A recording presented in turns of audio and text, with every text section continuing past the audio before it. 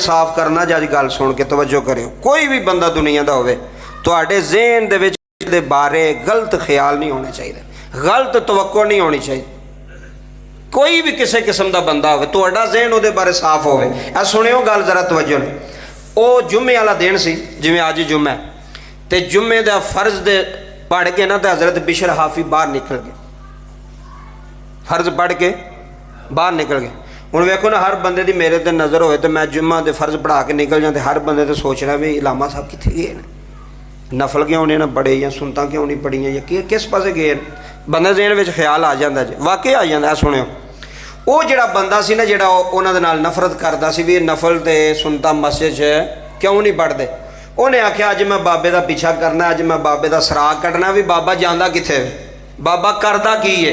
हुण तवज्जो करियो, हज़रत बिशर हाफी रहमतुल्लाह अलैह फर्ज पढ़े तो बाहर निकल गए। हुण वो बंदा चोरी चोरी ना पिछे लग पिया, खोज कढ़न लग पिया। वेख्या तो आप एक कबाब की दुकान सी, गोश्त की कबाब बनाता सी बंदा, उत्थे गए तो उहदे कोल जाके ना एक कबाब लिया। की लिया? कबाब लिया। वो जिहड़ा बंदा पिछे चेक करने वाला सी ना भी बाबा जांदा कित्थे वे, उन्हें आख्या वेख लै, बाबे नूं इन्नी भुख लगी आ भी सुनता नफल भी नहीं सू पढ़ियां ते कबाब दी इन्नी फिक्र पई है। और ज़हन विच गलत फहमी हो गई, ज़हन विच गलत फहमी पै गई।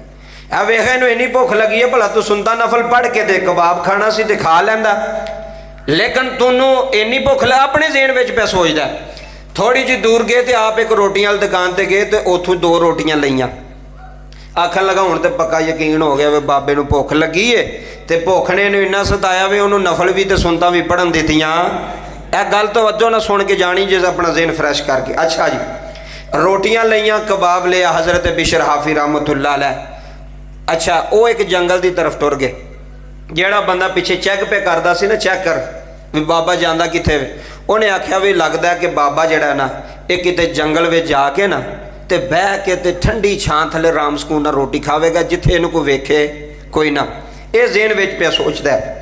चलद्यां चलद्यां जंगल में हज़रत बिशर हाफी रहमतुल्लाह अलैह पहुँच गए। उत्थे एक कोठा बनिया सी, कच्चा जिहा, कच्चा कोठा गारे का, तुसीं समझदे पहलां कानियां दे बने हुंदे सन जी। वो छोटा जिहा ना दरवाज़ा लकड़ी का लगा। आए हाय, हज़रत बिशर हाफी रहमतुल्लाह अलैह कैसे बंदे सन यार, वो लोग कैसी उन्हों की ज़हानत सी और कैसा तकवा सी। उन्हें बाहरों कुंडी लगी सी, कुंडी खोल के ना तो अंदर टुर गए। वो बंदा वो भी पिछे पिछे टुर गया भी इस खुली में जाके रोटी खाएगा, फिर मैं तू जाके फड़ांगा, वे तेनों बहुती भुख लगी सी, तू नमाज भी नहीं पढ़ी पूरी। आ सुनियो जी, कहते ने जो उत्थे गए तो मैं वेख के हैरान हो गया कि सामने ना एक 100 साल का बाबा बैठा हुआ है, जिहड़ा चल भी नहीं सकता तो उठ भी नहीं सकता, फड़ भी नहीं सकता तो उठ भी चल भी नहीं सकता। एक जिस्म का लोथड़ा पिया होया, मजूर बंदा, बजुर्ग। कह लगे हज़रत बिशर हाफी जाके ना अपने हाथों ना रोटी तोड़ के ना कबाब ना ला के तो मूँह विच पे पाते ने, ते नाले रोटी पे खवाते ने, ते नाले रोंदे पे ने, ते रो के कहते ने बाबा जी अज मैनू माफ़ कर दो, अज जुम्मा सी, थोड़ी लेट हो गया। वो की सोचता पिया सी बंदा कि बाबा कित्थे जांदा पिया, रोटी दी इन्हूं भुख लगी, इन्हें नफल क्यों नहीं पढ़े, इन्हें सुनता क्यों नहीं पढ़ियां। सानू ये फिक्र है, सानू ये फिक्र कोई नहीं। वो बड़ी वड्डी किसी गल लिखी, उन्हें कहा भी यह महल्ले वाले नूं पता हुंदा भी इहदी धी जांदी कित्थे पई है, तो यह नहीं पता हुंदा भी इन्हें रोटी भी खाधी कि कोई नहीं। इंज ही गल है कि नहीं? यह पता हुंदा भी रक्शे ते बह के कित्थे गई है, किदे नाल गई है, सारे ध्यान रखते हैं एक दूजे दी धियां भैणां। तो यह ध्यान कोई नहीं भी इन्हें कोई चीज़ खाधी भी है, भुखे तो नहीं है, प्यासे तो नहीं है, यह ध्यान कोई नहीं। असी ऐब लभने आ भी इस बंदे का सानू कोई ऐब लभे तो फिर इहदे ते गिरफ्त करिए, फिर इहनूं जलील करिए बंदियां विच, उहदा ऐब लभीए। कहन लगे जो उन्हें वेख्या ना तो बाबा रोन लग पिया। बाबा कहन लगा यार इन्ने साल हो गए ने तैनूं मैनूं 3 टाइम आके रोटी खवाना है, तो किन्नी देर तक यह काम करता रहेगा, मैं तो तेनों मुसीबत ही पाई है। हज़रत बिशर हाफी फरमान लगे बाबा लोगों को पता है कि होरे चिलियां नाल बिशर दी लोग इज्जत करते हैं, चिलियां नाल मैनू रब मिले है। फरमाया बाबा मैनू रब्बे काबा की कसम है, मैं जुम्मा पढ़ के आया, मैनू नमाज़ां ते चिलियां ना रब नहीं मिले, तेरी खिदमत ना रब मिले है।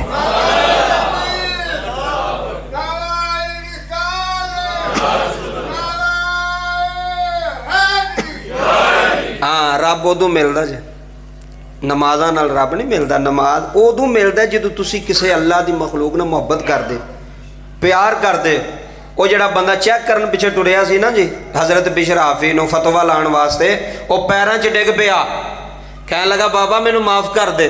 फरमाया यार की होया? आखन लगा मैं तेरे बारे गलत सोच रखी सी ज़हन विच, गलत फहमी तेरे बारे अपने ज़हन च पाई हुई सी कि तू नफल तो सुनता नहीं, मस्जिद पढ़दा, तो तू कित्थे जाना है? तो कहन लगा अज मैनू पता लग गया तो मैनू माफ़ कर छड़ी कि अल्लाह की मखलूक नाल मुहब्बत, अल्लाह की मखलूक नाल प्यार ए इंसान नू बहुत उत्ते लै जांदा है। नमाज़ां तस्बीहां हज ज़कातां उत्थे नहीं करदियां जिन्नी तुसी अल्लाह के बंदे नाल मुहब्बत करो, किसी भुखे नाल मुहब्बत करो, किसी प्यासे नू खाना खिलाओ, रोटी खवाओ, पानी पियाओ, ए तुहानू बुलंदियां ते लै जाएगी चीज़। ए मेरी गल याद रखियो, मैं अक्सर हर जुम्मे विच कोई ना कोई गल सुनाना भी किसी भुखे नू खाना खिलाओ। इहदी बड़ी बरकत है। जिहड़ा बंदा इस चीज़ नू समझ गया ना, जान गया, उहदे सामने शीशा सामने आ गया भी वाकई इस गल की बड़ी, किसी बंदे नू खाना भुखे नू खवा छड़। हज़रत बिशर हाफी दा मामूल सी।